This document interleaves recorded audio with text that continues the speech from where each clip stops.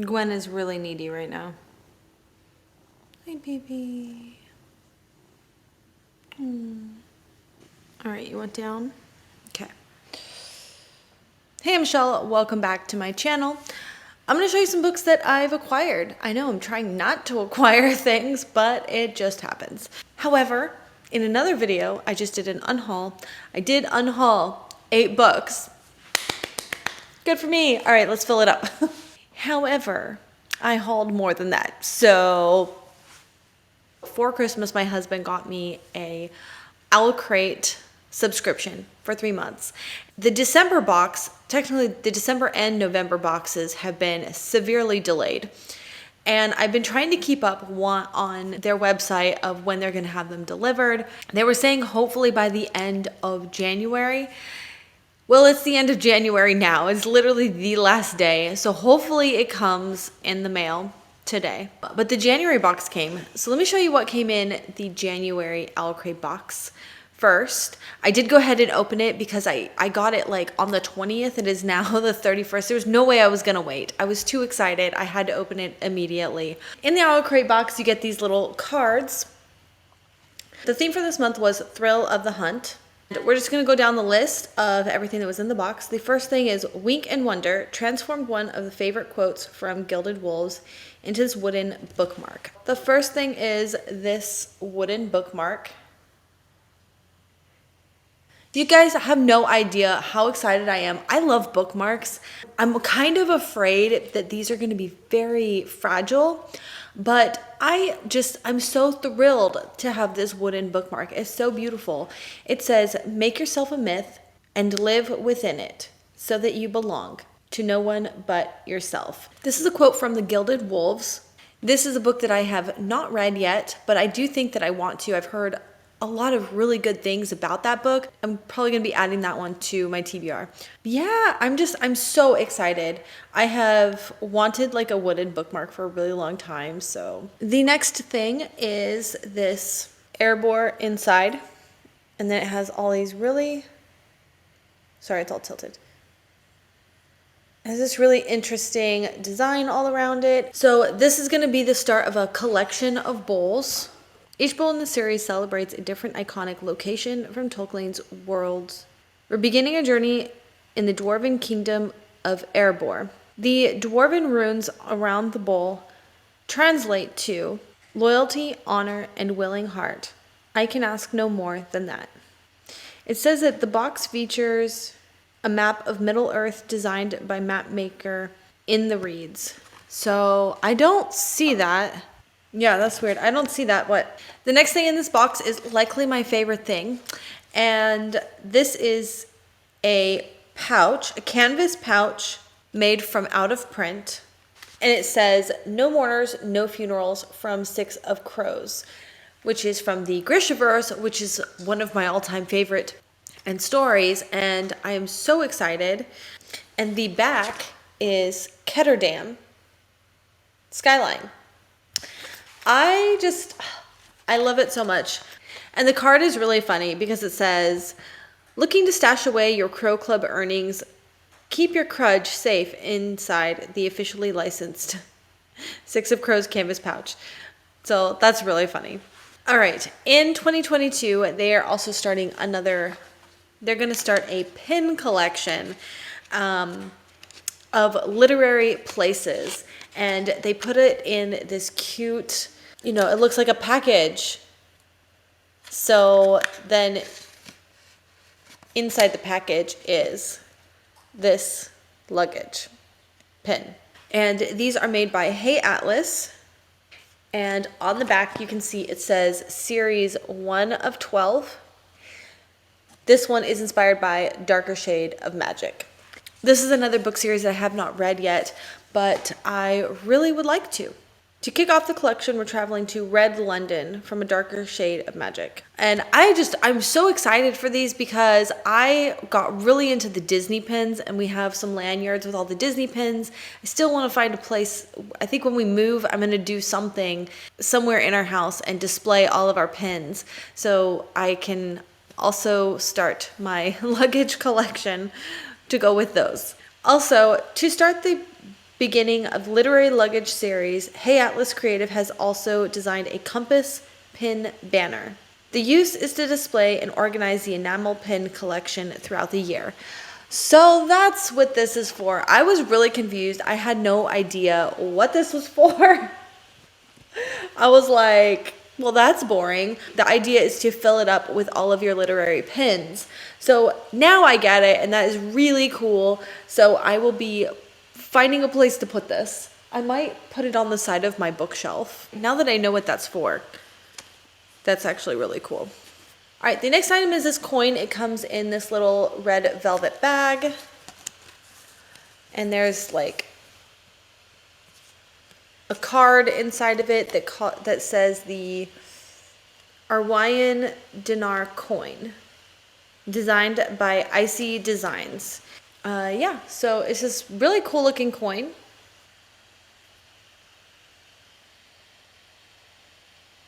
And this is also from a book that I have not read. It's also designed by the author Hafsa Faisal. Is a unique fictional souvenir straight from the pages of her own book, We Hunt the Flame. This dinar coin is designed to resemble the currency that you'd find in the fictional kingdom of Erwaya.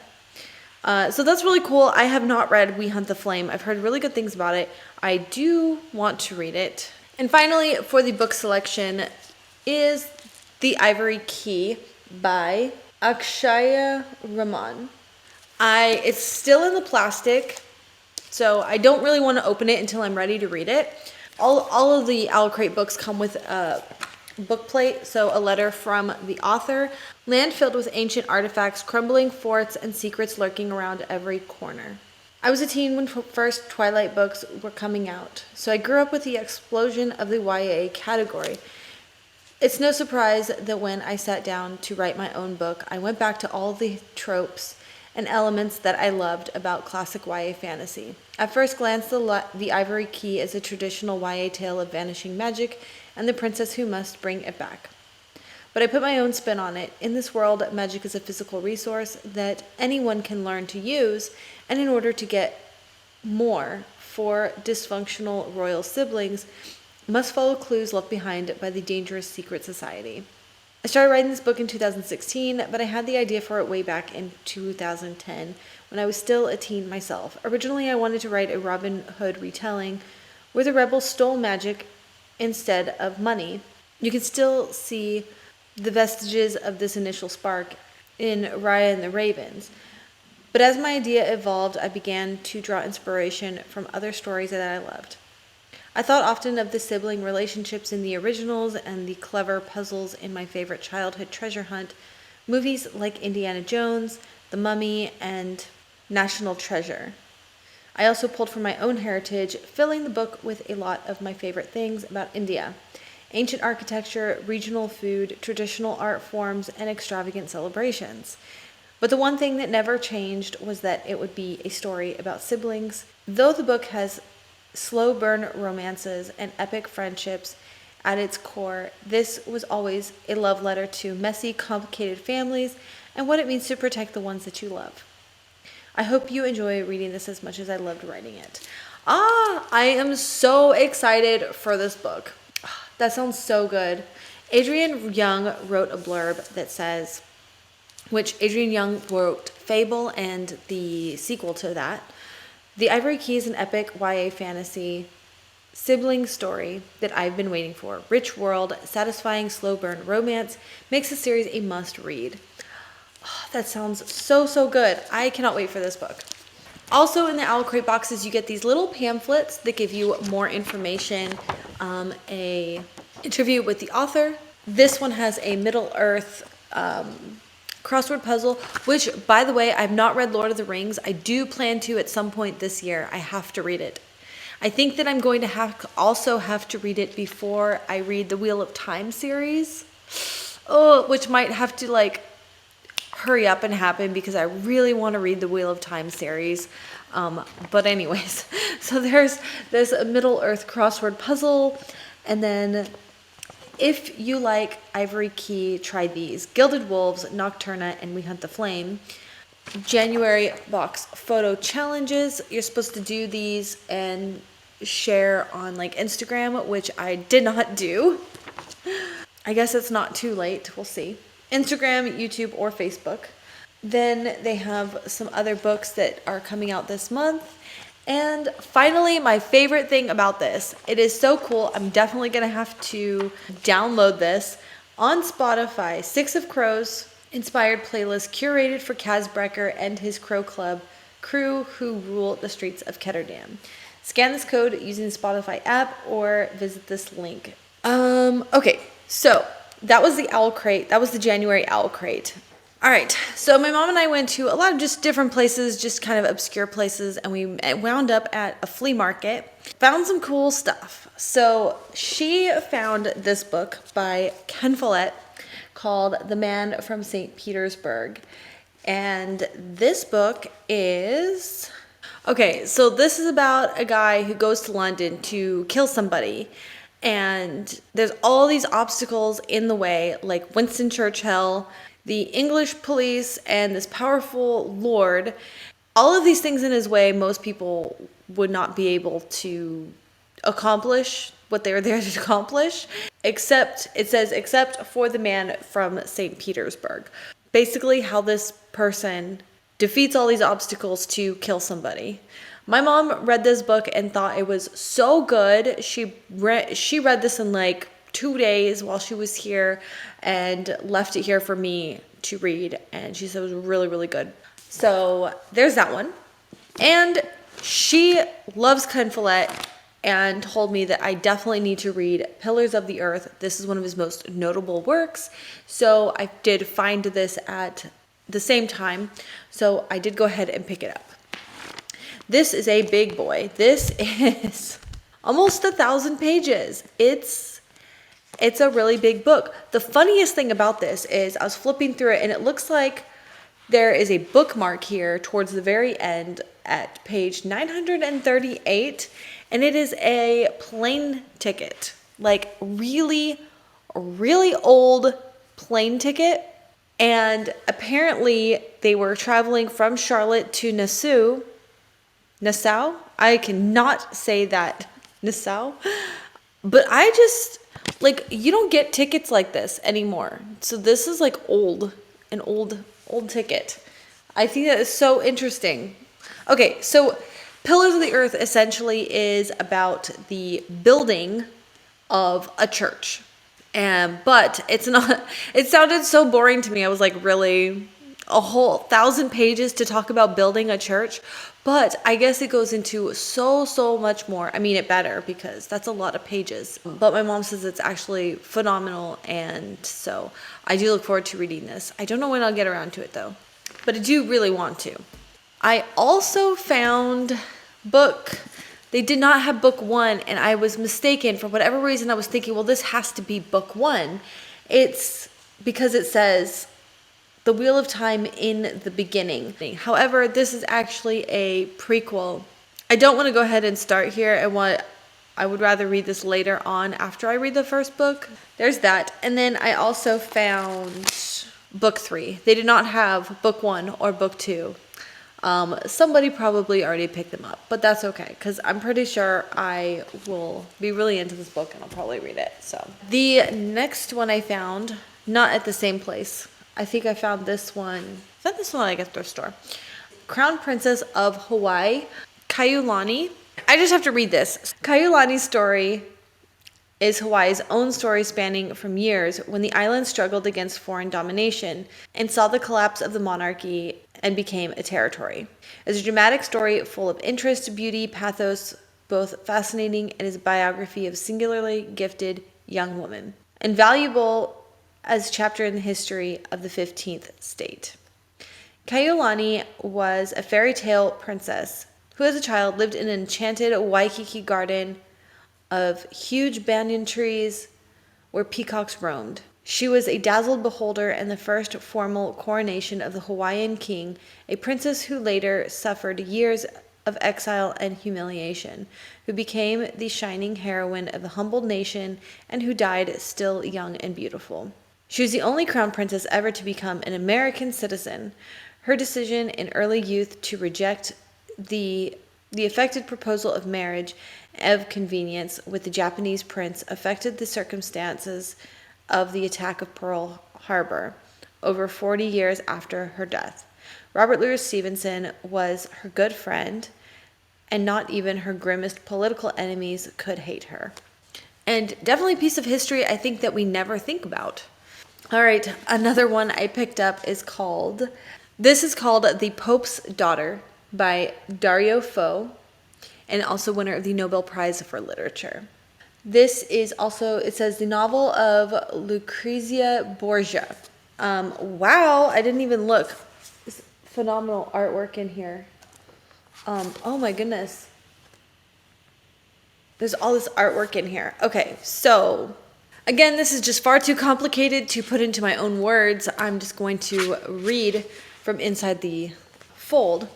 I wish I could pronounce her name right too. Look, Mrs. Borgia, we're just going to call her Miss Borgia, is one of the most vilified women in modern history. She's the daughter of the notorious Pope, who was twice betrothed before the age of 11 and thrice married. One husband was forced to declare himself impotent, and another was murdered by her own brother. She is cast in the role of murderous, temptress, incestuous lover, loose women, femme fatale, par excellence. But there are two sides of every story. Ms. Borgia is the only woman in history to have served as the head of the Catholic Church.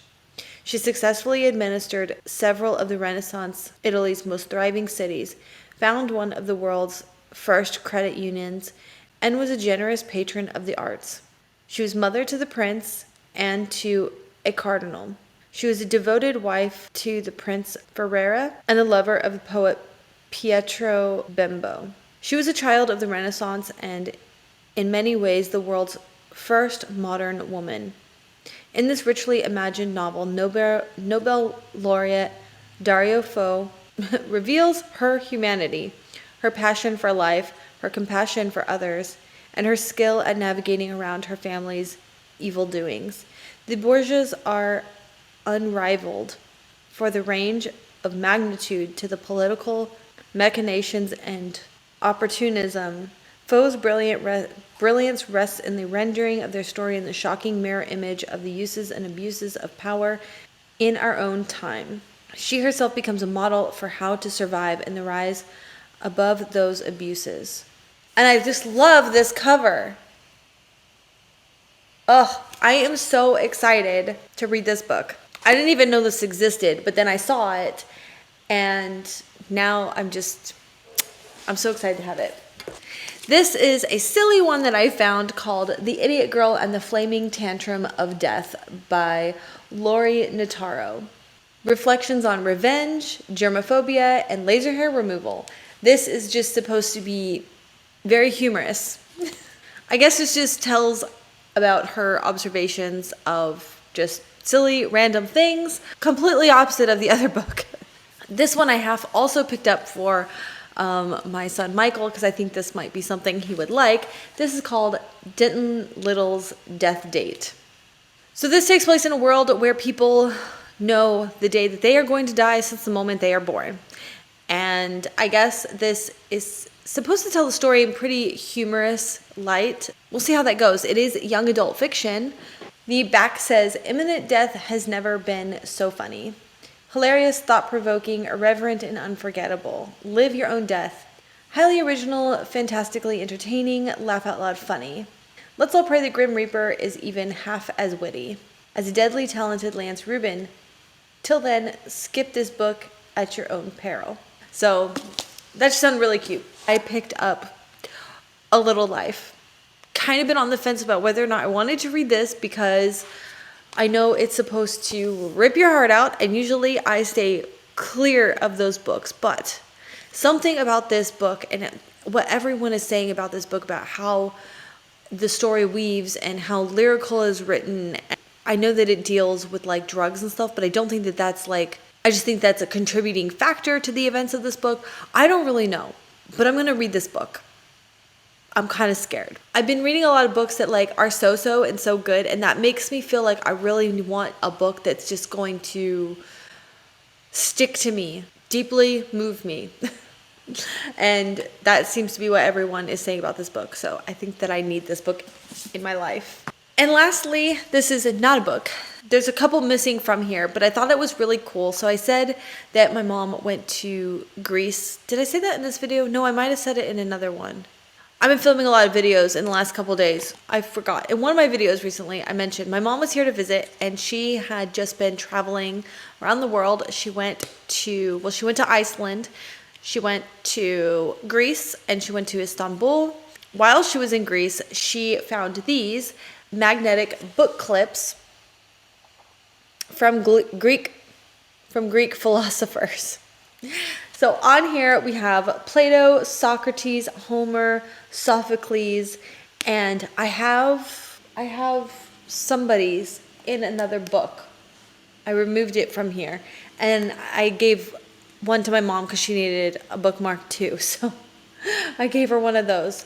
Yeah, I just thought this was really cool. It's a souvenir from Greece. One day I will go there myself. And as you know, I have been reading the Iliad, and I do plan on reading the Odyssey soon. And I have Homer's. Obviously, I'm going to have to use Homer's book clip in the Iliad. I have a book by Plato. I have Plato's The Republic. So that's going to have to go in Plato's book. Yeah, and each of these say, like for Homer's, it says, the word you speak is the word that you will hear. And then on the back, it has, Greek. Let's wait for it to focus. There we go. No, that's not focused. It is like written in Greece. So I thought Greek, that was really cool. On Plato's, it says, for excessive freedom is nothing more but excessive slavery. Socrates, it says, all I know is that I know nothing. And Sophocles says, love conquers war. Yeah, so I really, really love these. Thanks, Mom, if you're watching. Oh, and the last one, my mom found this, and she was talking about how much she loved The Queen's Gambit. And I watched that as well. So I found this, and also I got her to read The Tattooist of Auschwitz. So this is called The Last Checkmate. Amid the horrors of Auschwitz, a young woman plays for her life. So I thought that she would like this. She did read this in like 2 to 3 days also. So she finished it and left it here for me to read, and I do look forward to reading that as well because I'm also a huge fan of Queen's Gambit. You know what is so funny is I got my mom to actually read like 3 books. No, she said she read 3 books while on her trip. So she read 2 books while she was here visiting me for 2 weeks. And that's just so cool. I just feel like yeah, I'm getting my mom. Because I remember talking to her like a while ago. And she's like, yeah, I don't read as much. She reads a lot of magazines and stuff like that. But like since she's been hanging out with me, I got her to read some more books. So I love it when I like inspire people to read more. And I've heard that from a couple other people in like the last like year or whatever, that I've kind of like inspired them to want to read some more. So yeah, that's right. All right, that wraps up this haul video. Okay, so I just made another video, as I said, where I unhauled like 8 books. Oh, not too bad. I hauled 10 books. So, but technically one of them could be like for my son more. And another one, 2 of these books are also books that my mom read and she just left here. So, all right. Well, thank you so much for watching. All right. I'll see you soon. Bye.